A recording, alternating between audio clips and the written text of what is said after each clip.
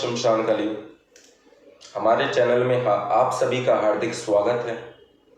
आज मैं आप सभी को बताने जा रहा हूँ बागेश्वर धाम सरकार के बारे में, धीरेंद्र शास्त्री के बारे में। जैसा कि धीरेंद्र शास्त्री को इस समय सभी सनातन विरुद्ध व्यक्तियों ने घेर रखा है और सभी उनकी सिद्धि के पीछे पड़े हुए हैं, या उस सिद्धि को वह लोग पाखंड बताने की कोशिश कर रहे हैं। लेकिन वास्तव में सिद्धि क्या होती है और धीरेंद्र शास्त्री के पास में क्या सिद्धि है, किस प्रकार से प्राप्त हुई, आज मैं आप सभी को इस विषय में बताने जा रहा हूँ।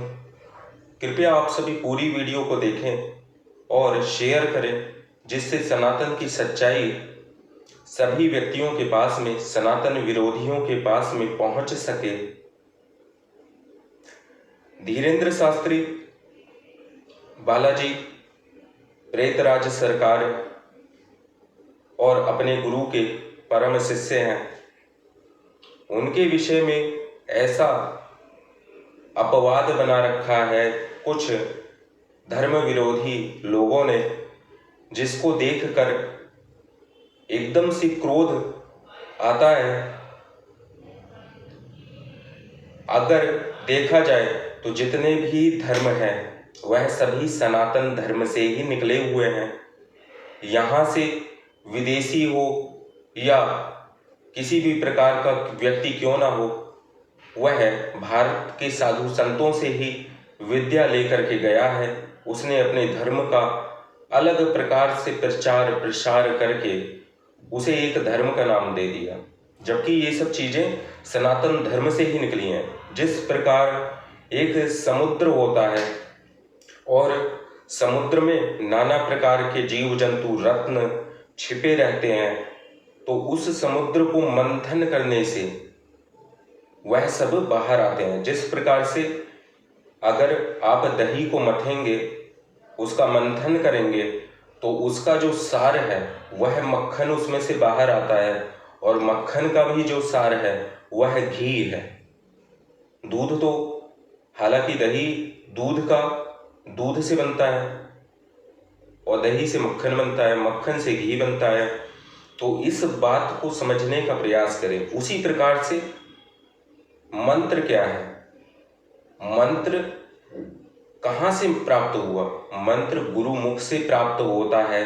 जो मंत्र गुरुमुख से प्राप्त होता है वही मंत्र किसी देवी या देवता का अवश्य होता है, और उस मंत्र का जिस प्रकार से गुरु आपसे कहे कि इस प्रकार आप मंत्र का जप करिए, तो उसी प्रकार से जब आप जप करते हैं तो मंत्र में क्या है? ध्वनि में क्या है? एक कंपन जब होता है तो वाइब्रेशन, जिसको हम कह सकते हैं, हर एक मंत्र में अपने कंपन है, ध्वनियां हैं, तरंगे हैं। तो यह तरंग ब्रह्मांड से जाती है।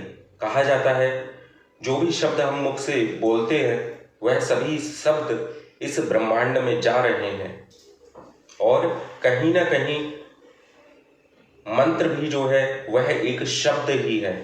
इस बात को समझने का प्रयास करें। जब अच्छे वैज्ञानिक मंत्र की शक्तियों को जानकर नतमस्तक हो जाते हैं साधु संतों के आगे, तो फिर किस प्रकार से मंत्र की शक्तियों को और सिद्धियों को टोने टोटके का नाम दिया जाता है, जबकि यह तो इष्ट की भक्ति है। अगर आप किसी भी धर्म में हो तो आप जिस प्रकार से अपने धर्म के देवी देवताओं को मानते हो, तो हम भी उसी प्रकार से, बागेश्वर धाम के धीरेंद्र शास्त्री भी उसी प्रकार से अपने इष्ट, अपने देवी देवताओं को मानते हैं और उनके प्रति पूर्ण निष्ठा और समर्पण है। सिद्धि क्या होती है? गुरु ने मंत्र दिया किसी देवी अथवा देवता का, उस देवी या देवता से एकीकरण हो जाना, सारी दुनिया को भूल जाना, जब आप उस मंत्र का अनुष्ठान अथवा सिद्धि कर रहे हैं। जब तक आपके अंदर में ऐसा नहीं होगा तब तक मंत्र सिद्ध नहीं होता है, चैतन्य भी नहीं होगा। और जब तक आपका गुरु के प्रति पूर्ण निष्ठा समर्पण नहीं होगा तब तक भी मंत्र जो है चैतन्य नहीं होता है। तो आज मैंने आप सभी को इसके विषय में बता रहा हूँ पूर्ण विस्तार से, सविस्तार से। जैसे धीरेंद्र शास्त्री ने अपने बचपन से गुरु के सानिध्य में रह करके मंत्र की पुरस्चरण किए, जंगलों में काफ़ी उन्होंने कठिनाई झेली और उस कठिनाई के साथ साथ वह कई दिन भूखे भी रहे, जो मिला वो खा लिया। इसी प्रकार से हर एक साधक के जीवन में ऐसा ही होता है। और साधक तो बहुत से होते हैं, लेकिन सिद्धियां प्राप्त करना केवल चेतना मिश्रित करना होता है। जैसे देवता जो है उसकी चेतना से अपनी चेतना को मिला लेना, तो यही सिद्धि होती है। जिस प्रकार हनुमान जी हैं अष्ट सिद्धि नवनिधि के दाता, अस वर दीन जानकी माता, ऐसा वर माता सीता ने उनको अष्ट सिद्धि नवनिधियों का वरदान प्रदान किया था। अब जिसके इष्ट ही भगवान हनुमान है, तो हनुमान जी क्या है? महावीर है। एक वीर होता है, एक सूरवीर होता है, और सारी वीरों से ऊपर जो होता है वही महावीर होता है। तो बागेश्वर धाम धीरेंद्र शास्त्री अपना जो भी इष्ट कृपा है उनको प्राप्त हुई। कैसे प्राप्त हुई? क्योंकि उनका पूर्ण समर्पण, पूर्ण निष्ठा अपने इष्ट के प्रति समर्पित है। और सिद्धि ऐसे ही नहीं प्राप्त हो जाती। जब तक बच्चा रोता नहीं उसकी माँ भी उसको दूध नहीं पिलाती है। इसी प्रकार से इष्ट जो है वही माँ है, वही पिता है। तो उसके लिए रोदन करना, उनसे याचना करना, विनती करना, प्रार्थना करना, उसके पश्चात पूर्ण समर्पण भावना से एक हो जाना, यही सिद्धि का चरण होते हैं। जब तक अपने भगवान के लिए आपकी आंखों में आंसू ना आ जाए, आप रो ना दो, तब तक भगवान कैसे मिलेगा? और जिसकी आंखों से अपने भगवान के लिए अश्रुधारा निकल जाती हैं, समझिए वह उनके अति करीब है। बस समझ यही है कि अपनी साधना को निरंतर जारी रखना। उसको छोड़कर, इष्ट को छोड़कर आप किसी अन्य साधना में अगर जाते हैं तो फिर क्या है? आपने मार्ग बदल दिया। लेकिन इसी प्रकार धीरेंद्र शास्त्री ने अपना एक ही पथ रखा, एक ही देवता के प्रति वह समर्पित रहे। हनुमान जी की उनके ऊपर पूरी कृपा है, और साथ ही साथ में उनके घर के देवी कुलदेवी की भी कृपा उनके साथ में है। तो हनुमान जी और माता क्या नहीं जानते हैं? यह कोई चमत्कार दुनिया की नज़रों में हो सकता है, लेकिन एक साधक की नज़रों में ऐसा चमत्कार केवल इष्ट कृपा ही होती है। तो धीरेंद्र शास्त्री इसको केवल अपने इष्ट की कृपा ही मानते हैं। तो इष्ट कृपा उनके ऊपर है, तभी तो ऐसा वह बता पाते हैं, बताने में समर्थवान है।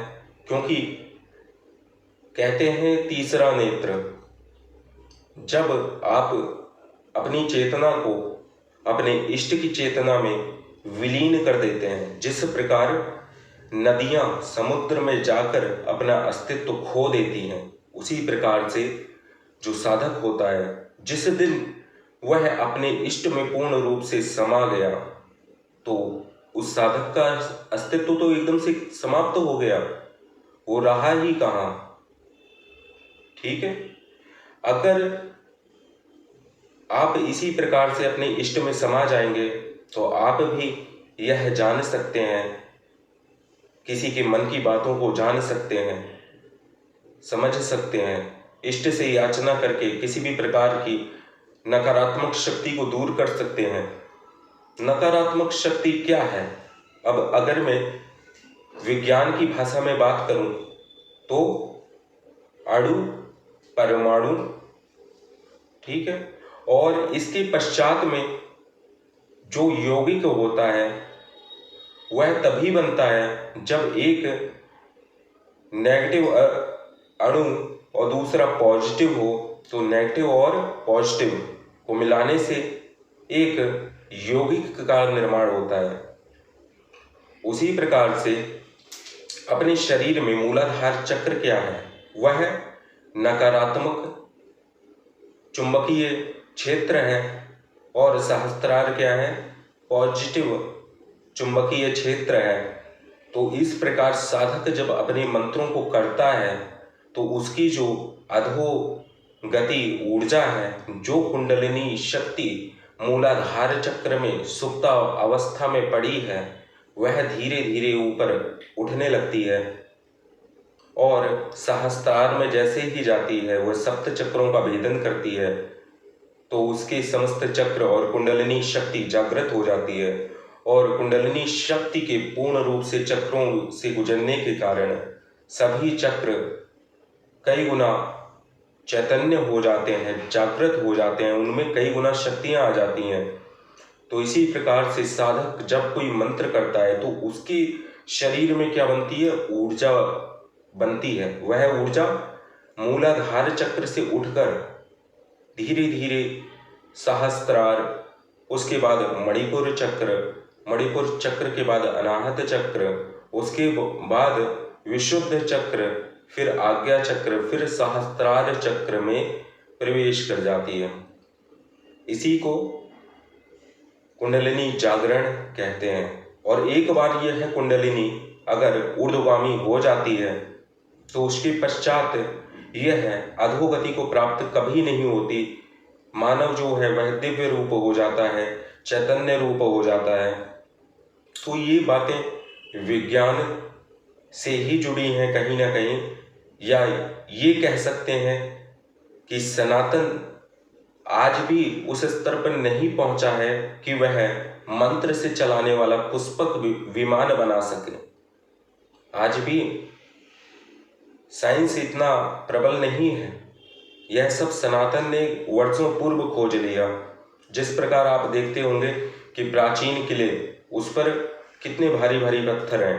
अब सोचो उस समय कौन सी क्रेन थी, फिर भी उसका इतना विशाल चीन की दीवार कैसे बन गई, उसका निर्माण कैसे हो गया? इसके पीछे क्या आप तर्क दोगे? इस पर भी केस करो, चीन की दीवार पर, राजा महाराजाओं पर भी केस करो, क्या होगा? कुछ नहीं होगा। आप अपनी साइंस को प्रूव करो ना कि आपकी साइंस में, विज्ञान में कितना दम है। केवल जो भी विज्ञान है वह सब वैज्ञानिक हमारे ऋषि मुनि ही रहे हैं। उन्होंने कहीं ना कहीं संस्कृत के अंदर नाना प्रकार के विज्ञान के सूत्रों का निर्माण कर रखा है। उन सूत्रों का अनुवाद करके जो वैज्ञानिक होते हैं उन पर शोध करते हैं, फिर जाकर वह किसी न किसी प्रकार से संरचना बना पाते हैं। तो सनातन धर्म क्या है? प्राचीन वेद, जिसके अंतर्गत हर एक विषय वर्णित है और उस विषय में सब कुछ लिखा हुआ है। यह हमारी भारतीय संस्कृति है। ऐसे ही भारत को आर्यवर्त और सोने की चिड़िया नहीं कहते थे, क्योंकि इसके अंदर क्या है? ऐसे गुप्त ज्ञान है जिसको प्रकाशित अगर ये हो जाए ज्ञान, तो लोग इसको चमत्कार का नाम देते हैं। तो चमत्कार क्या है? जिसकी आज जो व्यक्ति एक सफल हो जाता है अपने जीवन में, तो लोग उसके पीछे कई प्रकार के अपवाद खड़ा करते हैं, जिसके कारण उसका विरोध करते हैं, क्योंकि विरोध उसी का होता है जिसका नाम होता है। तो इस प्रकार सनातन धर्म को जो आगे ले जा रहा है, सभी धर्म सनातन से ही निकले हुए हैं। और अगर अपने सनातन धर्म के प्रति लोग वापस आ रहे हैं, सनातन जो पहले सनातनी ही थे, तो धीरेन्द्र शास्त्री अगर इसकी पहल कर रहे हैं तो इसमें क्या बुराई है? कोई बुराई तो है नहीं। तो इसलिए किसी भी प्रकार से सत्य की विजय होती है, सत्यमेव जयते। और उसी प्रकार सनातन धर्म स्वयं में ही एक सत्य है, इसलिए सनातन धर्म की सदा जय जयकार ही होती है। चाहे आप किसी भी धर्म के क्यों ना हो, क्या आप सूर्य का, उसकी ऊर्जा का सेवन नहीं कर रहे हैं? और सूर्य के आपके धर्म में कितने प्रमाण हैं? आप मुझको ये बता दो, स्पष्ट प्रमाण या तो आप दो, या वेद के अंदर जितनी ऋचाएं हैं उसमें सभी सूर्य चंद्र ग्रह इन सभी का वर्णन है। तो ये क्या सूर्य चंद्र केवल हमारे ही हैं या आपके हैं? तो आप इसका प्रमाण दो। मुसलमान भी उसी चंद्रमा की पूजा करता है, सभी सूर्य की ऊर्जाओं को ग्रहण करते हैं। क्या उसने भेदभाव किया? क्योंकि वह सनातन संस्कृति का ही प्रतीक है। वह सूर्य एक प्रकाशमान साक्षात देवता है, जिसके सामने विज्ञान भी फेल है। ऐसा ग्रह विज्ञान निर्माण नहीं कर सकता जो सूर्य की भांति प्रकाश दे। तो ये क्या है? ये देवता है। इस देवता को प्रकाश की शक्ति कहाँ से प्राप्त हुई? ये प्रकाश इस धरती पर कैसे आया? सब कुछ माँ काली ही थी। उसके बाद में जब ये 10 महाविद्याएं महाकाली के शरीर से पृथक हुई, तो तारा जो है वह प्रकाश की अधिष्ठात्री देवी है। इसी प्रकार से त्रिपुर सुंदरी माता भुवनेश्वरी, छिन्न मस्तिका, भैरवी, धूमावती, बगलामुखी, मातंगी और कमला, ये 10 महाविद्याएं हैं। इसी प्रकार से कई उप महाविद्याएं भी हैं। सप्तकोटि महाविद्या गोपिता परमेश्वरी, महाकाली नगे अनुष्ठा, शंकर श्रेष्ठ देवता। तो शंकर से श्रेष्ठ कोई देवता नहीं है। और हनुमान जी भी रुद्रावतार है, 11 रुद्रावतार हनुमान जी का है, और वह त्रिकालदर्शी भी है। अगर उनका इष्ट बागेश्वर धाम, बागेश्वर बालाजी से जिनका लगाव है, वह इष्ट कृपा की प्राप्ति करते हैं। तो इसी प्रकार से हर एक देवी देवता, चाहे वह किसी भी धर्म से क्यों ना जुड़ा हो, वह सब जो है कहीं ना कहीं इन महाविद्याओं से ही जुड़े हैं। इन महाविद्याओं से ही सारी सृष्टि, सारा ब्रह्मांड संचालित है। आप जो इस बात को नहीं जानता वह तर्क करता है, जो इस बात को जानता है वह समर्थन करता है। तो सिद्धियां होती हैं जिससे त्रिकाल का ज्ञान प्राप्त होता है। माता सरस्वती के साधक त्रिकालदर्शी बन सकते हैं। आज मैं आपको इसी विषय में बताने जा रहा हूं कि इस प्रकार की सिद्धियां होती हैं, क्या क्या चीजें बता सकती हैं ऐसी किसी के बारे में, किसी के मन की बात। तो ऐसे में योगिनियों की सिद्धि होती है, यक्षिणियों की सिद्धि होती है। माँ सरस्वती की साधना करके भी आप किसी के बारे में जान सकते हैं। हनुमान जी की साधना करके भी आप किसी के बारे में जान सकते हैं। माँ काली की आराधना करके भी आप किसी के विषय में जान सकते हैं। भगवान भैरव की आराधना करके भी आप किसी के विषय में जान सकते हैं। मणिभद्र की आराधना करके भी आप किसी के विषय में जान सकते हैं। पद्मावती यक्षिणी की साधना करके भी आप किसी के विषय में जान सकते हैं। माता महालक्ष्मी की साधना करके भी आप त्रिकालदर्शी बन सकते हैं। निराकार अर्थात ओमकार की साधना करके भी आप त्रिकाल ज्ञान जान सकते हैं। लेकिन इसमें ऐसा नहीं है कि आप 41 दिन में ये सिद्धि सिद्ध हो जाए। जब तक आपके अंदर समर्पण नहीं होगा, उस सिद्धि से चेतना आपकी मिश्रित नहीं होगी, तब तक सिद्धि सिद्ध नहीं होती है। और अगर कोई शक्ति सिद्ध हो जाती है किसी व्यक्ति को, तो वह बहुत ही महान व्यक्ति कहलाता है, सिद्ध कहलाता है। सिद्धि का प्रथम चरण क्या होता है? मंत्र का फल है सिद्धि। सिद्धि के बाद प्रसिद्धि और प्रसिद्धि के बाद पतन। अगर अपनी शक्तियों का कोई दुरुपयोग करता है तो उसका पतन हो जाता है, चाहे वह किसी भी प्रकार का साधक क्यों ना हो। इसलिए सिद्धियों को सनातन धर्म की सहायता के लिए, सनातन के समर्थन के लिए और व्यक्ति के मानव कल्याण के लिए ही लगाएं। आप बताइए कि जो भूत प्रेत हैं वह किसी न किसी प्रकार से मानव शरीर को ग्रसित करते हैं या उनको अपना लक्ष्य बना करके वह अपनी कामनाओं की पूर्ति करते हैं। गीता में भी ऐसा लिखा हुआ है कि भूत प्रेत आदि होते हैं, तो भूत प्रेत अवश्य होते हैं। अगर परमात्मा होता है तो राक्षस भी होते हैं। अगर अच्छी शक्तियां होती हैं तो बुरी शक्तियां भी होती हैं। अभी ये बातें भारत सरकार से अधिक कौन जान सकता है, जो कि इन शक्तियों के प्रति खुद समर्पित रहते हैं और फिर भी सनातन विरुद्ध होने का प्रयास करते हैं। जो सनातन से विरुद्ध हुआ उसका परिणाम केवल यही हुआ कि उसका पतन हो गया है, बस यही उसका परिणाम है। और अगर आप ऐसी मानसिक चेष्टा भी करते हैं तो आपका पतन अवश्य निश्चित है, इस बात में किसी प्रकार दो राय नहीं है। और आज मैंने पूर्ण रूप से इस विषय में बताया है। इसी प्रकार भगवान गणेश भी जो हैं वह त्रिकालदर्शी हैं। जिन देवी देवताओं के मस्तक पर 3 नेत्र हैं उनकी साधना करने से आपको त्रिकालदर्शी आप स्वयं हो सकते हैं। भगवान शिव की साधना करने से भी त्रिकाल ज्ञान प्राप्त होता है, लेकिन उसके लिए क्या है? पूर्ण रूप से त्याग। सिद्धि वही कर पाएगा जिसके अंदर त्याग की भावना होगी, समर्पण की भावना होगी, गुरु के प्रति निष्ठा होगी, इष्ट के प्रति उसके मनोभाव गुप्त भाव रूप होंगे। जिस प्रकार से कहते हैं क्षमस्वापराधम महागुप्त भावम मया लोक मध्य प्रकाशी कृतम यत तव ध्यान पूतेन चापल्य भावात स्वरूपम त्वदीयम न विन्दन्ति देवाः। अपने इष्ट की साधना, उनकी पूजा इस प्रकार से साधक करता है कि महागुप्त भाव, उस भाव को यह संसार समझ भी नहीं सकता, क्योंकि वह समझने योग्य नहीं है।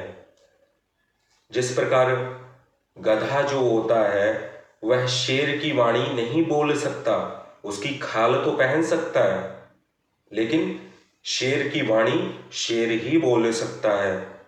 और इससे ज्यादा उदाहरण मैं आपको क्या दूं? आज जब जब सनातन धर्म के प्रति विरोध होगा, जो उसके विरोध में होगा उसका पतन अवश्य हो जाएगा।